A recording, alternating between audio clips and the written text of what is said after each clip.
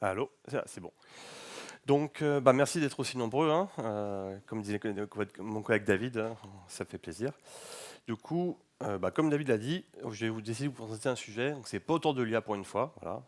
J'ai choisi de choisir un sujet que je pense qui n'est pas forcément très connu aujourd'hui. C'est la partie native avec Spring, hein. Donc, pour ceux qui connaissent, c'est un peu la même philosophie que Quarkus, par exemple. Donc je me présente, donc, je suis Stéphane Cotin, donc aujourd'hui je suis architecte full stack chez Capgemini. J'ai 20 ans d'expérience dans le monde du développement, donc je suis un peu touche à tout. Dernièrement je fais pas mal d'IA, mais je ne fais pas un sujet autour de l'IA. Et je suis de Toulouse, hein, j'ai quitté Paris il y a déjà 12 ans, hein, je me suis enfui. Et donc je vous dis mes différentes coordonnées ici. Voilà. Donc le plan de cette présentation, donc finalement je vais vous expliquer qu'est-ce qu'on appelle, c'est quoi le natif, c'est quoi le natif avec Spring, c'est quoi les nouveautés qu'a apporté Spring Boot 4 qui est sorti récemment, et on va parler aussi pour finir les différents pièges de la migration les plus classiques, et aussi c'est intéressant, est-ce que le natif c'est la solution à tout ou pas. Donc déjà, pourquoi le natif, c'est quoi le natif. Donc là, on va déjà parler de la compilation, parce que finalement le natif tout se base au niveau de la compilation. Donc si on parle d'une application Java classique, je pense que comme tout le monde le sait, on va compiler des fichiers Java en bytecode. Et le bytecode sera interprété par l'OS dans lequel il se trouve. Donc le même code tournera en principe correctement sous Windows, sous Linux, etc. Voilà. Et globalement, ça marche très bien pour les grosses applications. Il y a beaucoup d'applications Java qui marchent très bien en production. Mais je pense que comme tout le monde le sait aujourd'hui, il y a un peu en Java, souvent est décrié. Pourquoi? Pour sa consommation souvent énorme en mémoire vive, et surtout avec Spring qui est un peu un démarrage qui peut être assez lent. Voilà, surtout quand comparé à une application en C ou C++, c'est pas déconnant qu'une application Spring Boot démarre en 1 minute, voilà, si vous avez une grosse application. Donc ce qui peut être assez contraignant. Alors qu'une compilation native, ça veut dire quoi? C'est qu'en fait, on va s'appuyer sur une VM qui s'appelle Graal VM, qui a été mise en place par IBM, et en fait, qui va compiler le code Java directement au code natif, donc au code machine. C'est-à-dire qu'on court-circuite l'aspect bytecode, et on va directement générer un binaire propre au système d'exploitation où ça tourne. Voilà. Donc, ce qui veut dire pas de JVM, pas de clustering, pas de just-in-time. Donc résultat, on va voir tout de suite, hein, c'est un démarrage en quelques millisecondes de votre application, la consommation de mémoire qui peut diviser facilement par 4 ou 5 par défaut, et souvent en fait, on va exposer ça dans une image Docker. Donc l'image Docker associée va prendre pareil quelques dizaines de mégaoctets, là où en fait on peut avoir des images qui prenaient plusieurs centaines de mégaoctets par avant. Voilà. Donc GraalVM, j'en ai parlé. Qu'est-ce que c'est GraalVM? En fait, GraalVM, c'est une VM universelle qui a été développée par Oracle à partir de 2012 et qui a été vraiment sortie officiellement en release en 2019. Donc ça a quand même pris un certain temps. Et aujourd'hui, là, on est en Graal VM25. Hein, donc, comme on l'a dit, c'est une machine virtuelle qui est compatible Java 25 et qui supporte bien sûr aussi la LTS Java 21. Et je parle de Java, mais ça supporte aussi d'autres langages comme le Kotlin, le Scala, JavaScript, et ainsi de suite. Voilà. Donc, c'est un peu une machine virtuelle universelle. Mais là, on va parler que de Java. Et donc, pour transformer le Java en binaire natif, en fait, on va utiliser un outil qui s'appelle Native Image. Hein. Donc, le nom est un peu perturbant, mais voilà, ça s'appelle Native Image, qui va donc transformer le binaire, enfin le bytecode, en binaire. Voilà. Donc là, c'est un petit tableau récapitulatif des performances. Hein. Donc c'est un peu une moyenne hein, pour une application standard. On peut voir que d'une application qui peut démarrer environ en 3 secondes pour un cas un peu standard, un Hello World avec quelques contrôleurs, on va passer à du 40 millisecondes. Et la mémoire, qui est en moyenne 300 mégabits, hein, donc c'est pareil, c'est une application standard, hein, va tomber à par défaut environ 68 mégas. Voilà. Et aussi, je ne sais pas si on voit bien ici, c'est quelques infos, parce qu'on m'a posé la question l'autre jour, c'est intéressant, c'est finalement, que devient-il de la JVM? Donc la JVM, finalement, n'existe plus, mais l'aspect mémoire est beaucoup plus simplifié. Et donc, par exemple, il n'y a plus de différents types de mémoire, on n'a qu'un seul type de mémoire. En fait, est-ce que la mémoire est remplie ou pas? Voilà, c'est tout. On n'a plus 40 façons de mémoire, on ne peut plus optimiser la JVM qu'on pouvait le faire avant. Voilà. Donc, ce qui veut dire que dans certaines situations très spécifiques, si vous avez de la mémoire qui est très fluctuante, ça peut ne pas marcher correctement. Voilà. Voilà. Donc la mémoire est plus simple à gérer, c'est sûr, mais dans certains cas de figure, ça peut être problématique. Voilà. Et le garbage collector existe toujours, forcément, mais il est différent et masqué. Mais il existe toujours. Donc finalement, ça c'est la version classique de GraalVM pour avec Java natif, mais finalement Spring a développé une brique qui s'appelle Spring Native, qui permet finalement d'automatiser un certain nombre de comportements pour rendre votre application compatible avec Native facilement. Voilà. Donc là, voilà ce que j'ai dit tout à l'heure, c'est que Spring Native se base aussi sur la native image. Voilà, il l'inclut directement dans le build Maven finalement, pour finalement automatiser ce comportement-là. Et comment ça fonctionne en fait? Et ben en fait, on va partir de la classe main globalement, et on va traverser toutes les classes qui sont utilisées par l'application. Et donc là, c'est très important, c'est qu'en fait, si vous avez une classe qui n'est pas utilisée, donc en fait, on veut dire, si elle est n'importe où, il n'y a pas un import statique direct, la classe est supprimée du ClassPass. D'accord. Et donc là, on va voir, c'est très important, parce qu'en Java, vous savez tous, on peut créer du code dynamiquement, et donc cette fonctionnalité ne marche plus avec GraalVM. Parce qu'en fait, si en fait, on a mis une classe dans une chaîne de caractères, on dit crée-moi cette classe à voler, ça ne marche pas, parce que la classe n'a pas été appelée directement. Donc ça va être la principale difficulté et pratique avec GraalVM, que Spring va nous aider à résoudre. Donc là, voilà, c'est le principe de fonctionnement natif, c'est que voilà, on va avoir une compilation native qui va prendre le code source et qui va le générer à l'aide d'une analyse statique, voilà, et générer les winners. Donc comme je vous l'ai dit, il y a quelques contraintes, c'est que tout le code non atteignable, il est éliminé. Voilà, donc il y a du code qui ne sert à rien, il est éliminé. Donc ça permet de réduire aussi la taille du binaire. Pareil, si vous importez 3 millions de librairies Java différentes, au final, dans ces 3 millions de librairies, vous êtes peut-être 10 qui vont être utilisées au final, tout le reste va disparaître, donc ce qui allège énormément la consommation de mémoire et le stockage. Et aussi très important, tout ce qui est réflexion, et faut se méfier par rapport à ça, on va voir, mais le ClassPass est figé. Donc c'est-à-dire que le ClassPass, vous ne pouvez rien rajouter à la volée dans le ClassPass. Tout ce que vous n'avez pas spécifié va disparaître. Donc là, forcément, ça peut poser un problème, parce qu'on sait tous que Spring, c'est un framework qui est assez dynamique. On peut créer des trucs à la volée, enfin voilà. Et donc finalement, qu'est-ce que ça implique? Ça veut dire que tous les bins vont être figés au démarrage. Voilà. Donc si vous utilisez des @profile, des conditional on, tout ça, ça ne marche pas. Parce qu'en fait, la compilation Spring va se faire, enfin, la configuration Spring va se faire à la compilation, et pas au démarrage. Donc si vous avez démarré une application avec en disant tel profil et pas le profil prod et pas le profil dev, ça ne marchera pas. Parce qu'en fait, vous avez la même application, le même binaire sera le ISO, dev ou prod. Mais vous n'avez pas les deux en même temps. Donc ça peut poser des soucis dans certains cas de figure. Donc avec Spring AOT, comme ce qu'indiqué, c'est que tout doit être connu à l'avance. Et donc ce qui va se passer, c'est que Spring, quand on compile en AOT, il va faire 3 types de livrables. Du code source, qui va créer du code source pour justement remplacer ce côté dynamique que proposait Spring. Il peut également faire du bytecode directement, donc directement des points classes, ce qui va être souvent tout ce qui est lié au proxy dynamique, donc où il n'y a pas besoin de faire du code source, et également tout un ensemble de fichiers JSON de type int qui va en fait indiquer toutes les ressources qu'il doit intégrer dans l'application finale. Donc ça peut être tout ce qui est lié à la réflexion, tout ce qui est lié à la serialisation, tous les fichiers je sais pas, texte, image qu'on va intégrer. Voilà. Finalement, tout ce qui n'est pas dans ces fichiers JSON va disparaître. C'est une sorte de gros annuaire des fichiers qui souhaitent intégrer. Voilà. Donc là, je vais vous montrer une petite démo de comment on compile. Donc en fait, on va voir qu'avec finalement Spring Boot, Spring Native, c'est très simple. Globalement, on va juste. Alors je vous partagerai, mais j'ai créé en fait un ensemble de scripts préconfigurés pour accélérer aussi forcément la démo. Mais voilà, j'ai créé un script shell qui permet de compiler en natif. Et globalement, pour client natif, on va juste mettre le profil natif. Voilà, tout simplement. Et on va juste utiliser le profil natif qui va générer ça. Donc là, vous allez voir... Ah, pardon. Je pensais que ça allait switcher automatiquement.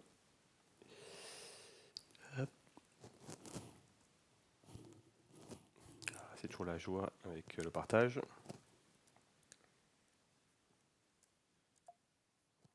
Ancienne. Voilà.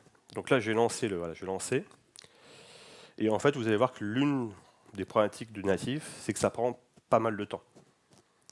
La génération du binaire peut prendre un certain nombre de temps, parce qu'en fait, ce qui va se passer, si on va en bas, il va analyser en fait tout le code, et en fait, il va vouloir analyser tout le code et supprimer tout ce qui n'a pas besoin.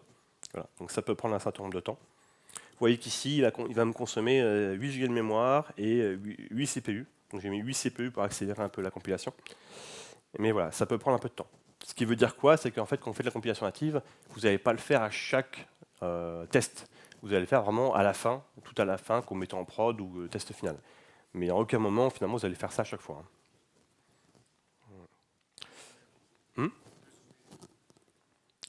On voit pas là, si?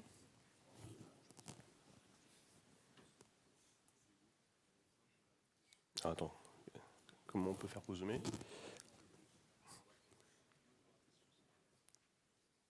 J'ai mis sur zoom, ça ne marche pas. Vous voyez ou pas un minimum au fond ou pas? Bon, après, de toute façon, en gros, voilà, ça a juste une compilation. Et en gros, ce qui va être intéressant ensuite à faire, c'est qu'une fois que c'est compilé, si vous allez dans le répertoire target classique d'une application de Maven, hein, on va voir en fait qu'il y a deux types de répertoires qui ont été créés. Un répertoire en fait où pour toutes les librairies externes de votre projet, Spring a généré en fait l'ensemble potentiellement de tous les fichiers JSON int que je vous indiquais. Voilà. Donc pour indiquer finalement où se trouve quelle classe et comment récupérer les classes qui doivent récupérer. Donc tout un ensemble du JSON qui va être créé. Donc ça c'est pour toutes les librairies externes et pour tout votre code, votre propre code ici dans le répertoire Spring AOT, il va vous générer tous les fichiers, donc soit les bytecodes, soit les sources nécessaires à tout ce qui manque finalement. Voilà. Donc là, par exemple, il va créer tout l'ensemble, parce que globalement, quand vous démarrez une application Spring Boot, ce qui va se passer, c'est qu'au démarrage, il va créer tout le code nécessaire, au démarrage de l'application. Donc là, comme on l'a dit, comme ça ne marche plus, c'est qu'en fait, Spring AOT va générer tout le code Java pour finalement simuler ce comportement de chargement dynamique, mais à la compilation. Voilà. Donc finalement, toute votre configuration de bin va se faire à la compilation. Et ça va se retrouver finalement dans tout cet ensemble de classes. Voilà. Donc par exemple, là, pour un simple bin de type repository, parce que j'ai créé un bin, un repository d'utilisateur avec JPA, il m'a créé une classe justement qui permet finalement d'automatiser la création de ce repository. Voilà. Et c'est plus au démarrage qui va créer l'implémentation JPA associée. Voilà. Tout va se faire créer en fait à la compilation. C'est pour ça aussi que la compilation est plus longue, mais le démarrage va être plus rapide finalement. Et donc finalement, ça n'est plus que ça. Et ensuite, on va pouvoir du coup démarrer. Si on démarre finalement,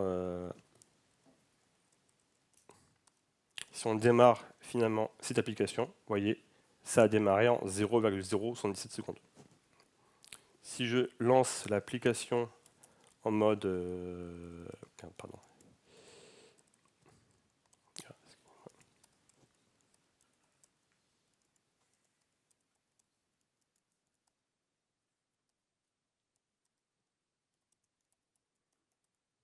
Si je lance l'application en mode JVM, là, forcément, ça ne marche plus.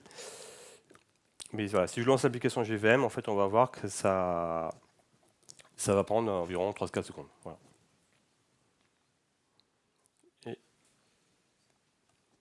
Et là, du coup, si j'affiche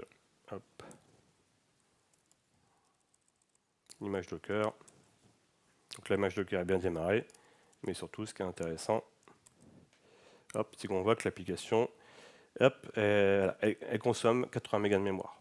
Voilà. Ce qui est quand même très très faible pour une application de type Spring Boot. Hein.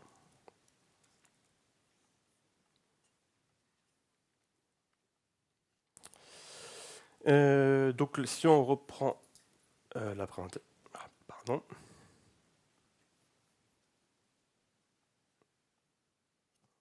Si on reprend la présentation, donc finalement on va parler des nouveaux. Ça me...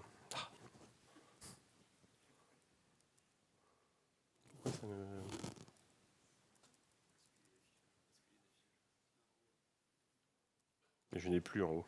Ah.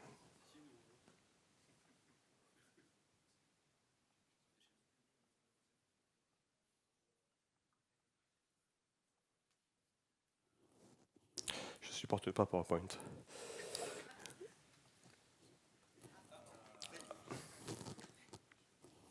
Désolé, je sais pas pourquoi.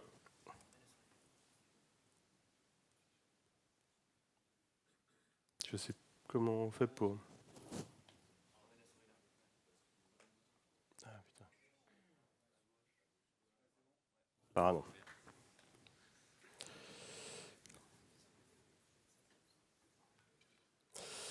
Donc, on va parler d'une nouveauté de Spring Boot 4. Donc finalement, la plus grosse nouveauté de Spring Boot 4, finalement, ça a été quoi? ça a été, pardon, on va parler de Spring Boot 3 d'abord. C'est globalement Spring Native est sorti entre Spring Boot 2 et Spring Boot 3. La première vraie version de Spring Native est sortie avec Spring Boot 3, mais c'était une librairie à part. Voilà. Il fallait l'intégrer en plus.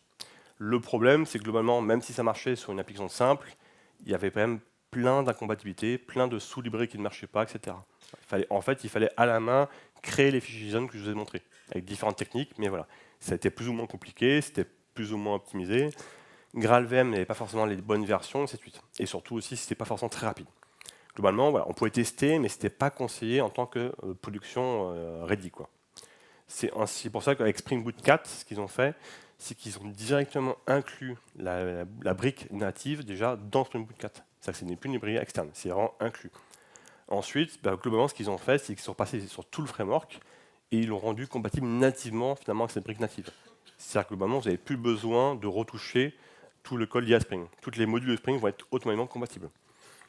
Et principalement, c'est tout ce qui est notion de proxy, où Spring finalement a abandonné la notion de CGlib, qui était du proxy un peu en temps réel, par ce qu'on appelle les JDK proxies, qui sont un proxy à la compilation. Voilà. Pour le rendre compatible finalement avec la native, sans devoir tout inter, comme on dit. Voilà, donc si jamais vous avez du code où vous voulez mettre cette notion de int, en fait Spring Boot met à disposition ce qu'on va appeler les runtime int, qui permettent justement d'indiquer quoi rajouter à la compilation. Voilà. Aussi, on peut indiquer aussi que pour toute la partie Spring Boot autoconfigure, avant on avait une grosse librairie qui gérait ça, et là finalement ils l'ont splitté en plein de petits modules différents. Également pour optimiser justement le chargement des classes, pour ne pas tout charger au démarrage. Voilà. Et donc voilà, donc, ce que je disais tout à l'heure, c'est que nativement, globalement, les runtime ins, ils ont été intégrés nativement au framework, ce qui fait que quand vous démarrez un projet, vous avez vu, tout va être compatible. Spring Boot, JPA, etc. Voilà. Vous n'avez pas besoin de configurer quoi que ce soit. Ça va marcher. Si jamais vous avez des cas particuliers, comme je vous l'ai dit, il faut configurer ce qu'on appelle les runtime int. Mais ça, on va voir un exemple tout à l'heure. Donc voilà, donc ce que je dis, avec Spring Boot 4, pour ceux qui ont pu tester, toutes les nouveautés sous le capot rendent compatibles avec cette framework-là. Donc par exemple, tout ce qui est JPA, les JPA, toutes les requêtes JPA custom vont être compilées et créées à la compilation, pas au démarrage. Donc ce qui veut dire que le démarrage est beaucoup plus rapide si vous avez Spring Boot JPA. D'ailleurs, par contre, j'avais testé à l'époque Spring Boot Native avec la version 3 et c'était pas en place. Ce qui fait que dès qu'on mettait JPA, niveau perf, ça explosait, même en native. Maintenant, ce n'est plus le cas, comme vous avez pu le voir. Ensuite, tout ce qui est Virtual Thread aussi, ça a été pris en compte dans ce fonctionnement-là. Et également, pour tout ce qui est l'observabilité, micrometer, opératémétrie, pareil, ça a été mis à jour pour que ce soit compatible avec cette façon de faire. Et également, on peut noter tout ce qui va être Jackson 3, JSpecify, API Versioning. Tout ça, ce sont des nouveautés de Spring Boot 4, mais qui, en plus, sont de base compatibles avec Spring Native. Oups, pardon. Donc, les pièges de la migration. Donc là, ce que je dis, c'est vraiment les pièges quand vous voulez migrer une application existante en Spring Boot Native. C'est la réflexion. Voilà. Alors déjà, de base, tout ce qui est réflexion, alors même si tout le monde ne l'utilise pas dans le code directement, mais des fois, vous l'utilisez sans le savoir. Voilà. Donc la réflexion, c'est quoi? C'est qu'en fait, quand vous allez manipuler du code directement via JVM. C'est-à-dire que vous allez créer du code, vous allez modifier je sais pas, une classe privée en public pour faire un truc. Ça peut être, je sais pas, par exemple, Lombok, etc., pour ceux qui connaissent. Tous ces frameworks qui manipulent un peu le code source au démarrage, de base, ça ne peut ne plus marcher. Voilà. Donc tout ça, il faut se méfier par rapport à ça. Les proxies, pareil, tout ce qui est proxy dynamique, donc en gros par exemple Hibernate, JPA qui crée du code au démarrage, ça ne marche plus. Il faut que les proxys soient statiques, dynamiques, enfin statiques au niveau de la compilation. Voilà. Il ne faut pas que ce soit du code créé dynamiquement. Après, il y a des façons, éventuellement en utilisant proxy, en modifiant la configuration des proxys de base avec Spring, il y a possibilité de le rendre compatible. Mais ça ne marche pas forcément sur tout. Autre piège aussi, tout ce qui est ressources, tout ce qui est fichier du ClassPass. Vous ne pouvez pas dynamiquement, par exemple, si un utilisateur upload une image, copie-colle l'image dans votre projet, vous ne pouvez pas dire tout d'un coup, récupère-moi cette image du ClassPass. Si vous ne l'avez pas spécifié avant, ça ne marchera pas. Voilà. Parce que en fait, tout le contenu du ClassPass, il est figé. C'est-à-dire s'il bouge dynamiquement, Spring ne comprendra pas qu'est-ce qui se passe. Voilà. Donc tout doit être précisé à l'avance. Voilà. En fait, le code ne doit pas bouger finalement. Et aussi, forcément, ça implique en production, si vous parlez sur du native, le debugging peut être plus compliqué. Voilà, à cause de ces voilà. Les stack trace peut être un peu plus compliqué à comprendre à cause de cet aspect-là. Et donc pour ça, je vais vous montrer une démo, en espérant que ça ne va pas me faire avoir cette fois-ci.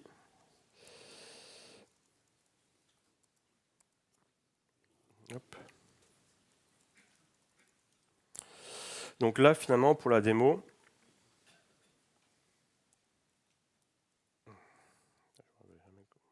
voilà. Qu'est-ce qu'il me fait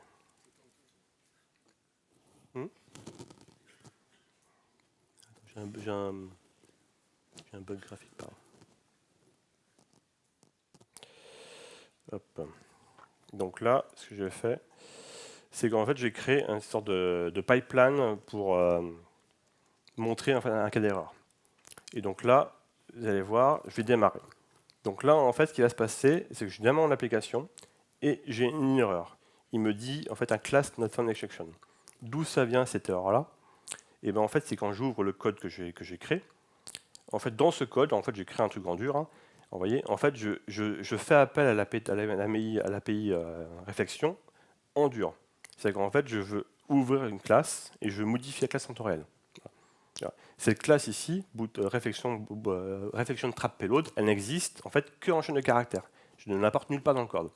Donc quand je compile de base, cette classe-là disparaît.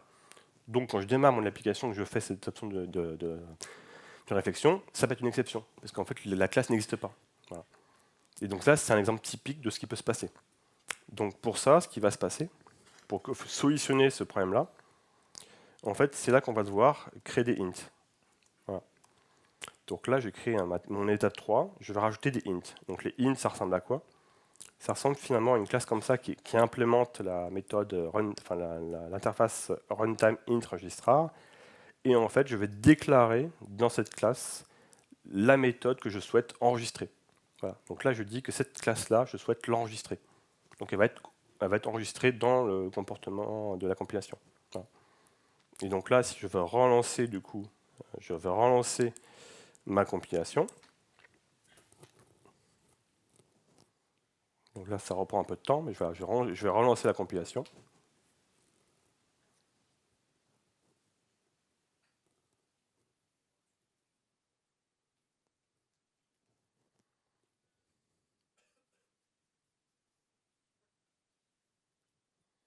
Et en fait, en faisant ça, ce qu'il va faire globalement, c'est qu'il va mettre à jour le fichier season en rajoutant la classe en question. Il va dire finalement, ajoute-moi ces classes, c'est tout. Et en fait, ce comportement-là, avant, il fallait le faire à la main. C'était à nous de faire le JSON à la main. Voilà. Ce qui pouvait être un peu pénible. Et une source d'erreur aussi assez importante.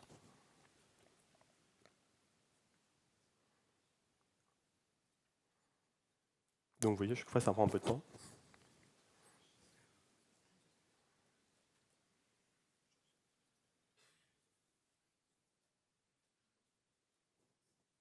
Et pour info, j'ai un bon Mac. Hein, donc, sur une machine un peu plus faible, ça peut prendre plus de temps. Donc, se méfier aussi en CI/CD d'avoir finalement l'environnement nécessaire pour compiler cette machine. Hein. Voilà.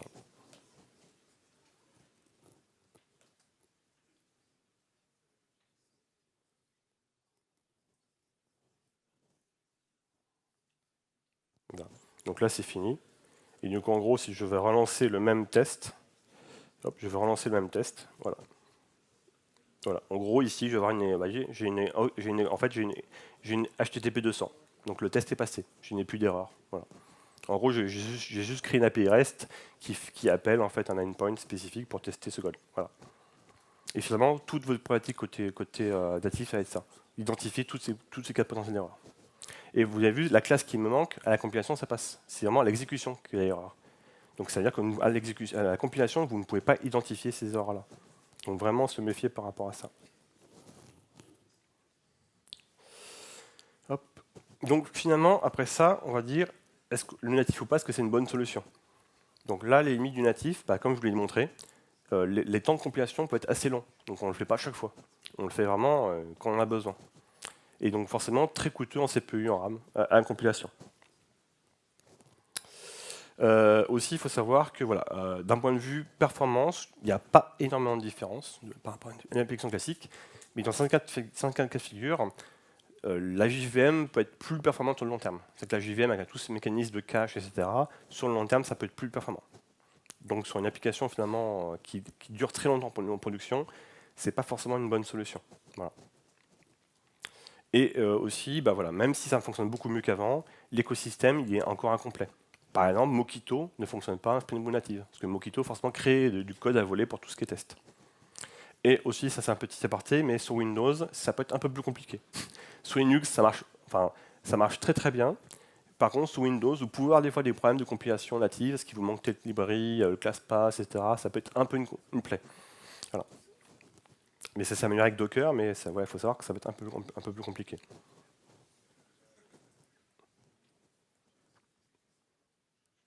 Donc là, pourquoi il ne veut pas passer à la slide suivante? Il a du mal. Hop. Donc finalement, quand utiliser le natif? Bah, finalement, le natif, ça peut être très intéressant, comme David a parlé tout à l'heure du green, c'est que le natif, ça consomme beaucoup de mémoire. Donc si vous avez des microservices, vraiment des petits microservices, ou des fonctions lambda qui nécessitent vraiment un comportement très particulier, bah avec ça, vous allez quand même dépenser énormément de ressources. Donc la mémoire. Et on sait tous en ce moment que la mémoire, ça coûte très cher. Donc finalement, bah, plutôt que de faire une grosse usine à gaz qui bouffe 1 giga de mémoire, bah, vous pouvez faire juste un petit service qui prend 100 mégas de mémoire. Et du coup, ça fait quand même une grosse différence en point de facturation, surtout si vous êtes sur AWS, quoi. Vu le prix des lambda, ou etc., ça peut être très intéressant. Ça peut être aussi intéressant si vous faites des applications un peu standalone, hein, genre un CLI, ou démarrer une application, un exécutable, un batch, one shot. Voilà. Si c'est assez court en mémoire sur votre machine, ça peut être aussi intéressant. Et aussi, bah, ça démarre très vite. Donc si vous avez en prod, vous voulez zéro coupure, et ben en fait, ça démarre même pas une seconde, donc la coupure est quasiment inexistante. Voilà. Par contre, comme je l'ai dit, rester en JVM classique, ça peut être intéressant sur des applications vraiment qui durent très longtemps en prod, des grosses applications legacy, etc. Ça peut être intéressant, parce que ça marche très bien, et voilà, ainsi de suite. Voilà. Et aussi, bah, forcément, il faut aussi prendre en compte que si on migre sur du GraalVM, il faut quand même un budget migration et la montée en compétences. Hein. Ça ne se fait pas forcément en 2 minutes. Et je regardais vite fait, mais je pense que j'ai fait le tour de ce que je voulais montrer. Donc je ne sais pas si vous avez des questions. Oui, je crois qu'il y a un micro là-bas.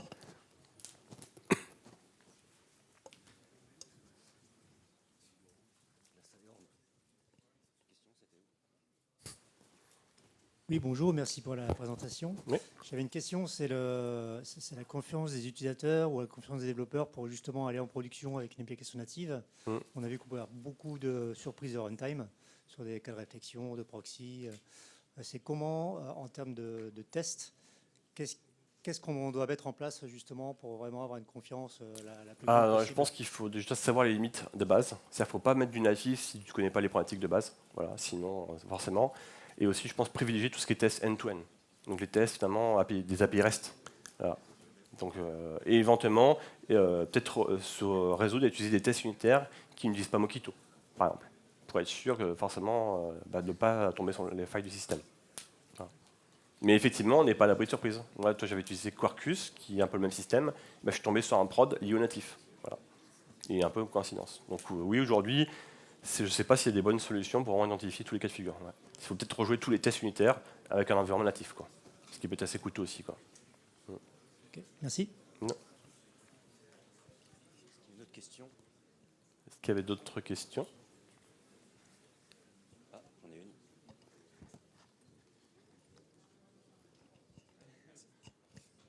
une. Bonjour, merci pour la présentation. Du coup, j'arrive pas à savoir si, au final, c'est intéressant de faire du build natif sur des petites applications, avec ce que tu dis, qui est, en fait, l'application dans la durée, si elle est sur une JVM, elle sera plus efficace,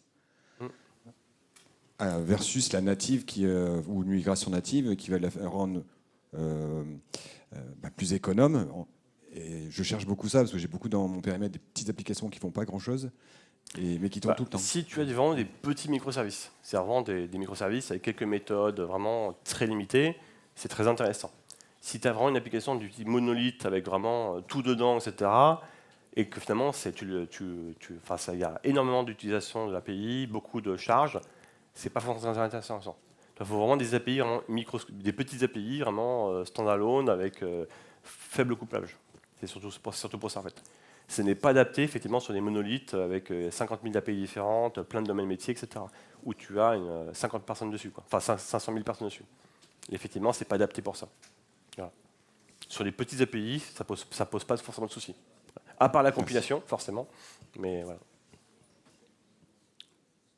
On va arriver au bout du temps, donc, mais je vous invite à poser les questions N'hésitez pas. juste après. Merci beaucoup.